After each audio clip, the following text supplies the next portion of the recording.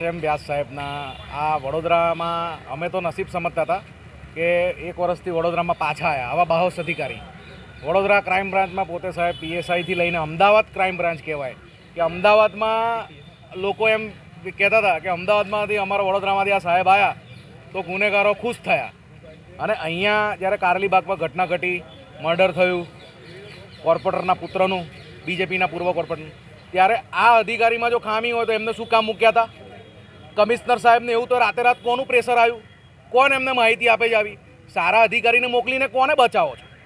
કોને બચાવો? ટ્રાફિકમાં મૂકો છો? ટ્રાફિકમાં પીઆઈ સાહેબોનો તો ક્યાં મૂકવા એ પ્રશ્ન છે વડોદરા શહેરમાં. અમે તો વર્ષોથી કહેતા સારા અધિકારીની આજે જાણી જોઈ જે પણ પોલિટિકલ કારણોસર બદલી કરી છે. અને સરકાર એક બાજુ એવું કહે છે કે તમે રિવ્યૂ આપો કે કયો અધિકારી કેવા કામ કરો છો, કે આ તો કેટલા એવા નેગેટિવ રિવ્યૂ આ તો જાહેર કરો પબ્લિકમાં. બધી જ પબ્લિક પૂછો, તમે વિસ્તારમાં ગમે ત્યાં પૂછો કે એચ.એમ. વ્યાસ સાહેબ ક્યાં? 24 કલાક પોલીસ સ્ટેશનમાં મળે, એમના પોલીસ કર્મચારીના સ્ટાફને પૂછો, આત્મીયતા આવે. આ બધી ભીડ કંઈ બોલાયેલી નથી કે કોઈની નથી. ભાજપ હોય, કોંગ્રેસ હોય, આ વિસ્તારના તમામ લોકો એકમત થઈને સામાજિક નાગરિકો અહીં આવ્યા છે. એટલે મારે તો સીપી સાહેબને કહેવું છે કે સાહેબ તમે જાતે રિવ્યૂ લેવા નીકળો. હોમ મિનિસ્ટર સાહેબ તો કહે છે કે રિવ્યૂ મંગાવો, કામગીરી જોઈશું જનતાની. આ તે કેવો ન્યાય? અને એમનાથી ગુનેગારો ફડફડે છે કે વ્યાસ સાહેબને કયું પોલીસ સ્ટેશન આપશે એવું ફફડે છે.